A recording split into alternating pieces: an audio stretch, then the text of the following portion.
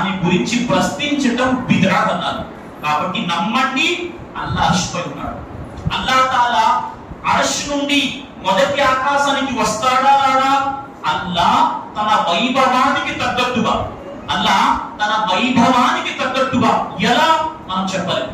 అల్లాహ్ తన వైభవానికి, తన గౌరవానికి తగ్గట్టుగా ప్రతి రాత్రి 3 వంతుల రాత్రిలో 2 వంతుల రాత్రి ముగిసిపోయి 3వ వంతు రాత్రి మిగిలిందనగా అల్లాహ్ తన గౌరవానికి తగ్గట్టుగా మొదటి ఆకాశం మీదకి వస్తాడు. ఆ సమయంలో అల్లాహ్ అంటాడు, నాతో అడిగేవారు ఎవరైనా ఉన్నారా? వారి మొర నేను వింటాను.